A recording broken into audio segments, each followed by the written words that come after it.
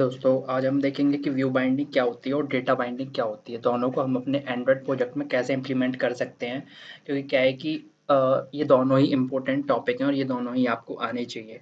ठीक है, तो सबसे पहले हम देखते हैं कि व्यू बाइंडिंग क्या होती है।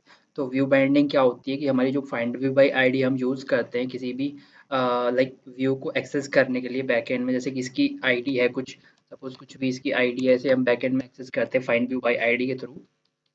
एक्सेस की आईडी है, इसे हम एक्सेस करते हैं फाइंड व्यू आईडी के थ्रू अपनी केटी फाइल में, कॉटन फाइल में। तो हम क्या है कि डायरेक्टली बाइंडिंग के थ्रू इसे एक्सेस कर सकते हैं। तो ये बेनिफिट होता है हमारा व्यू बाइंडिंग का। ठीक है, और दूसरा होता है हमारा डेटा बाइंडिंग। डेटा बाइंडिंग क्या करती है, हमारे डेटा को डायरेक्टली इस यूआई पे सेट करती है। अभी आपकी समझ में नहीं आ रहा होगा, बट जैसे हम इम्प्लीमेंट करेंगे तो देन आपकी समझ में आ जाएगा ये। ठीक है, तो मैं एक और चीज़ दिखाना चाहता हूँ आपको कि जो व्यू बाइंडिंग होती है वो डेटा बाइंडिंग के अंदर आती है। अगर हम डेटा बाइंडिंग यूज़ कर रहे हैं तो मैंडेटरी नहीं है कि हम व्यू बाइंडिंग भी यूज़ करें, क्योंकि डेटा बाइंडिंग के अंदर ही व्यू बाइंडिंग आ जाती है। हम डायरेक्टली उसे यूज़ कर सकते हैं। ठीक है, तो अभी हम इम्प्लीमेंट करके देखते हैं, फिर आपको अच्छे से समझ में आ जाएगा। ठीक है, तो चलिए स्टार्ट करते हैं। सबसे पहले हम इजी वन से स्टार्ट करेंगे, जो कि है हमारा व्यू बाइंडिंग। तो इसके लिए क्या करेंगे, ग्रेडर स्क्रिप्ट के अंदर जाएंगे, बिल्ड डॉट ग्रेडर के अंदर जाएंगे। ठीक है, तो यहाँ पे हमें सबसे पहले लिखना पड़ेगा बिल्ड फीचर्स।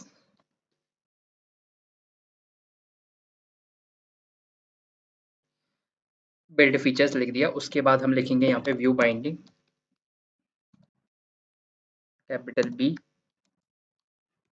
देन से ट्रू। ठीक है, तो हमारा बिल्ड फीचर्स में व्यू बाइंडिंग ट्रू कर दिए हमने, देन हम कर देंगे सिंक नाउ। तो ये हमारा सिंक हो रहा है। इतने हम कुछ यूआई बना लेते हैं अभी।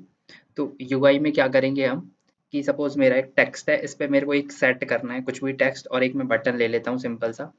ठीक है,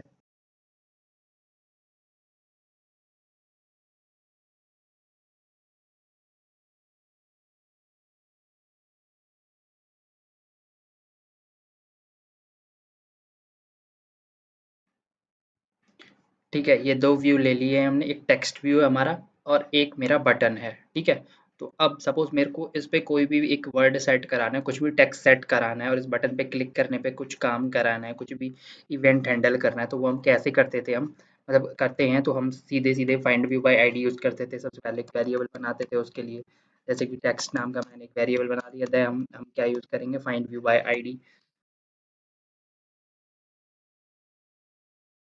ठीक है, तो ऐसे ही तो हम एक्सेस करते थे, देन इस पे अब टेक्स्ट सेट करेंगे। बट व्यू बाइंडिंग क्या करता है, इसी चीज़ को रिप्लेस करता है कि हम डायरेक्टली इसे यूज़ कर सकते हैं without any of find view bye ID. Suppose जैसे कि मेरा सपोज यहाँ पे 10 व्यू हैं या 20 व्यू हैं, तो सबके लिए मेरे को अलग अलग find view bye ID use करनी पड़ेगी एक्सेस करने के लिए, तो काफ़ी लेंथी कोड हो जाता है। इसलिए हम एक लाइक ऑप्टिमाइजेशन सॉल्यूशन है इसका, व्यू बाइंडिंग हम इसे यूज़ करते हैं। तो लेट इन इट वेर मैं एक वेरिएबल बना लूंगा, देन हम यहाँ यूज़ करेंगे बाइंडिंग। बाइंडिंग ये वेरिएबल का नाम है, कुछ भी रख सकते हो अपने अकॉर्डिंग। देन हम लिखेंगे एक्टिविटी। ठीक है, एक्टिविटी, एक्टिविटी मेन, मतलब मैं इसका नाम लिख रहा हूँ मेन एक्टिविटी। ठीक है, तो एक्टिविटी मेन बाइंडिंग करके ये हमारा आ जाएगा। ठीक है, और फिर इसके बाद इसके नीचे हम फिर से वही सेम वेरिएबल का नाम लिखेंगे, यहाँ पे हम बाइंडिंग इक्वल्स टू के activity main binding dot inflate layout inflater. Then यहाँ पे हम लिख देंगे binding dot root. Binding dot root मतलब मेरे को इस वाले लेआउट से ये आईडी एक्सेस करनी है बाइंडिंग के थ्रू। ठीक है, इसका मतलब ये है। तो अब सपोज मेरे को पहले क्या करते थे कि हम ऐसे करते थे टेक्स्ट डॉट, इस पे सपोज मेरे को कोई टेक्स्ट सेट कराना है तो मैं ऐसे कराता था कुछ भी, है ना, जैसे कि कुछ भी न्यू टेक्स्ट कराना है या कुछ भी कराना है तो ऐसे टेक्स्ट हम सेट करा देते थे। ठीक है, 2 लाइन का कोड हो गया। बट अगर मेरे को अब हम व्यू बाइंडिंग यूज़ करें तो हम डायरेक्टली इसे यूज़ कर सकते हैं। तो हम लिखेंगे बाइंडिंग डॉट, अब सीधे इसकी आईडी आ जाएगी। देखो बटन एक लिया था हमने, एक टेक्स्ट नाम का व्यू लिया था, तो टेक्स्ट।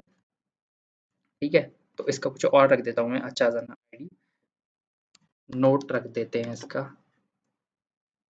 ठीक है, तो इधर हम इसे एक्सेस कर लेंगे binding dot note dot text, और कुछ भी अपने से टेक्स्ट दे देते हैं। तो सपोज अपना नाम ही दे देता हूँ मैं, टीएस अपने चैनल का नाम। ठीक है, तो ये हमने एक टेक्स्ट दे दिया। देखो एक ही लाइन में हमारा काम हो गया। पहले क्या था कि हमें फाइंड व्यू बाय आईडी से एक्सेस करना पड़ता था, फिर उसमें सेट करो, ये काम करना था। अब ऐसे हम बटन को भी हैंडल कर सकते हैं। बटन की क्या आईडी है, बटन ही आईडी है dot set on click listener, तो डायरेक्टली हम लगा सकते हैं इस पे।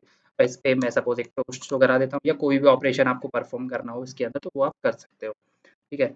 तो इसके अंदर सपोज़ जैसे कि मेरे को टोस्ट शो कराना है तो पहले क्या था कि फाइंड व्यू बाय आईडी से वो वेरिएबल लेते थे, तो हम मैं यहाँ से डायरेक्ट शो करा सकता हूँ binding dot note dot text dot to string, ठीक है? मतलब जो भी उसमें टेक्स्ट है वो मेरा यहाँ पे शो हो जाए जैसे ही इस पे क्लिक करूँ मैं, ठीक है?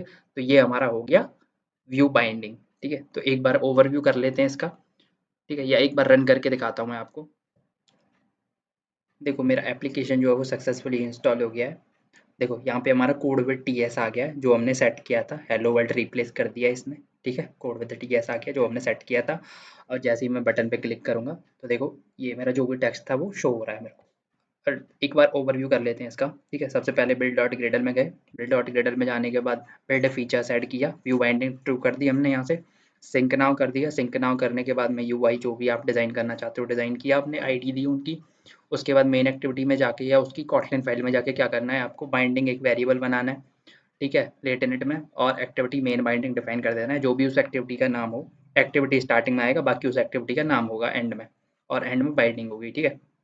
उसके बाद ये 2 लाइन का कोड और आपको लिखना है, फिर बाइंडिंग यूज़ करके आप सारी आईडीज़ को एक्सेस कर सकते हो, उन पे जो भी ऑपरेशन परफ़ॉर्म करना है, वो आप कर सकते हो। जैसे टेक्स्ट सेट करना है या सेट और क्लिक लिस्टनर लगाना है और भी कुछ भी काम करना है, सब कुछ कर सकते हो वो बाइंडिंग के थ्रू। ये क्या है कि फाइंड बाय आईडी को रिप्लेस कर देता है, जो हमने देख लिया है ऑलरेडी। अब हम देखते हैं कि डेटा बाइंडिंग क्या होती है। डेटा बाइंडिंग मेनली क्या करती है, डेटा बाइंडिंग हमारी इस फाइल को इससे कनेक्ट करती है, मतलब कनेक्ट तो ये भी करती है बट ये डेटा बाइंडिंग ये डेटा पास नहीं कर सकती डायरेक्टली, बट डेटा बाइंडिंग के थ्रू क्या करते हैं हम, जैसे डेटा नाम से ही समझ में आ रहा है, तो वो क्या करती है कि ये डायरेक्टली इस वाली फाइल से इस वाली एक्सएमएल फाइल पे डेटा सेट कर देती है, ठीक है? अभी समझ में नहीं आ रहा होगा, प्रैक्टिकल करके देखते हैं, then समझ में आ जाएगा अच्छे से, ठीक है?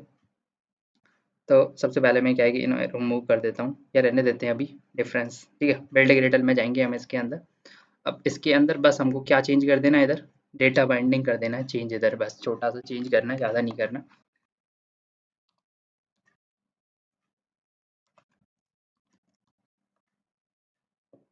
ठीक है? ये हमने लिख दिया और एक पैकेज नेम भी हमें डिफाइन करना पड़ता है यहाँ पे, ठीक है? इधर हम लिखेंगे प्लगइन, सॉरी पैकेज नेम नहीं, प्लगइन, एंड इसके अंदर लिखना पड़ेगा कॉटलिन काप्ट, KAPT, देन हम कर देंगे सिंक नाउ इसे।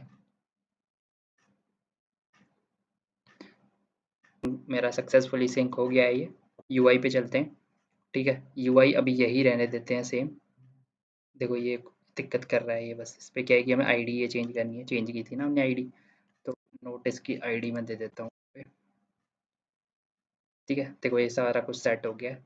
अब क्या करना है, यूआई में हमें थोड़ा सा चेंज करना पड़ता है बस, ऐसे सब मैं नीचे करता हूँ और इधर हम लेंगे लेआउट, सिंपल लेआउट, ना कि लीनियर लेआउट, ना कुछ कंस्ट्रेंट लेआउट, कुछ भी नहीं, सिंपल लेआउट एक लेंगे हम इधर।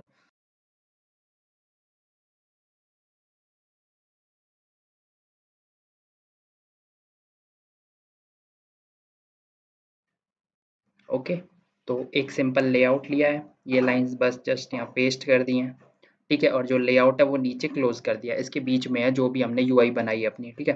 तो इसके अंदर सिंपल सा एक लेंगे वेरिएबल बनाएंगे डेटा नाम से, फिर हम यूज़ करेंगे वेरिएबल, फिर नेम देंगे कुछ भी, जैसे कि मैंने मैसेज नेम दे दिया, और फिर उसका टाइप देंगे, टाइप सपोज किस टाइप का है, तो स्ट्रिंग टाइप का है हमारा, बिकॉज़ हमें एक स्ट्रिंग ही तो देनी है यहाँ, एक नोट ही तो प्रोवाइड करना है, ठीक है? तो ये मेरी जो है डेटा बाइंडिंग हो चुकी है। अभी केटी फाइल में और देखेंगे हम। अब सपोज़ इसमें मेरा एक डेटा आ जाएगा, जो भी नोट आ जाएगा वो मेरे को डायरेक्टली इस पे सेट कराना है, तो सिंपल सा हम यहाँ पे इस हेलो वर्ल्ड को हटा दूँगा मैं। इधर लिखेंगे देन कर्ली ब्रेसेस यूज़ करेंगे, इसके अंदर मैं लिख दूँगा मैसेज।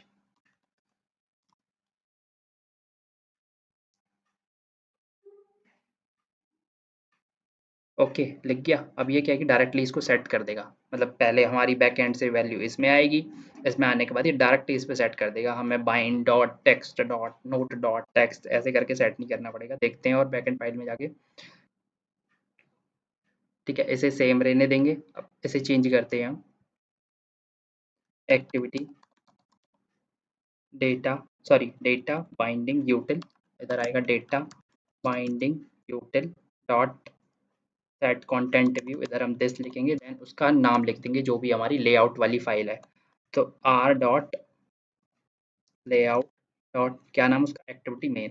ठीक है, अब ये क्या है कि इसने कनेक्ट कर लिया, अब ये कनेक्ट हो गया है बैकएंड इसकी एक्सएमएल वाली फाइल के साथ। ठीक है, केटी फाइल हमारी एक्सएमएल वाली फाइल के साथ कनेक्ट हो गई है। अब अभी क्या करना पड़ता था कि हमें binding dot note dot text ऐसे हम सेट करते थे, बट डेटा बाइंडिंग में क्या करते हैं, इसे रिमूव कर देता हूँ मैं अभी। डेटा बाइंडिंग में क्या करेंगे हम, डेटा बाइंडिंग में सिंपल सा binding dot message equals to के, जो भी मेरा मैसेज होगा वो मैं दे दूंगा, जैसे कि अभी कोड विद टीएस ही दे देता हूँ, या फिर डेटा बाइंडिंग देते हैं, डेटा बाइंडिंग टेक्स्ट। ठीक है, ये एक मैंने टेक्स्ट दे दिया डायरेक्टली। अब ये क्या है कि ये मैसेज जो है, मतलब टेक्स्ट डॉट टेक्स्ट वो सब नहीं लिखना पड़ रहा, बस डायरेक्टली हम जस्ट इसे मैसेज दे रहे हैं इधर, ये मैसेज इसके पास जा रहा है, इसके पास जाने के बाद ये मैसेज डायरेक्टली इस पे सेट हो रहा है इस वाले पे। ठीक है, ये अभी छोटा सा लग रहा होगा, बट जैसे कि आगे हम कुछ और टॉपिक्स पढ़ेंगे, जैसे कि एमवीवीएम हो गया, काफ़ी लाइक एडवांस टॉपिक है वो, तो उसमें हम कैसे यूज़ करते हैं, तो वहाँ काफ़ी बेनिफिशियल होता है ये, वहाँ सब देखेंगे हम इन्हें। ठीक है, बाकी बटन और क्लिक लिसनर पे, सेट ऑन क्लिक लिसनर पे आप कुछ भी इवेंट अपना परफॉर्म कर सकते हो। ठीक है, तो एक बार इसे रन करके और देख लेते हैं।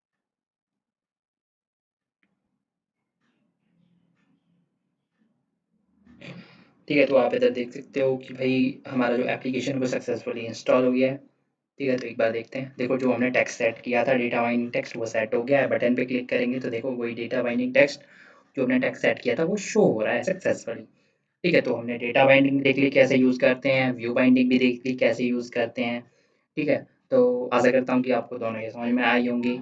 ठीक है, तो आप अपने नेक्स्ट प्रोजेक्ट्स में या जो भी आप प्रोजेक्ट्स बनाओ तो उनमें ज़रूर व्यू बाइंडिंग यूज़ करना, या कोई भी एक एमवीवीएम वगैरह जो हम आगे टॉपिक देखेंगे देखेंगे वो पढ़ेंगे, तो उनमें हम डेटा बाइंडिंग और कैसे यूज़ करते हैं वो सारा कुछ देखेंगे।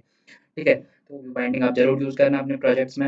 एंड अगर आपको वीडियो अच्छी लगी हो तो लाइक करें, और अगर हमारे चैनल पे नए हैं तो सब्सक्राइब जरूर करें और अपने फ्रेंड्स के साथ जरूर शेयर करें। So thanks for watching this video.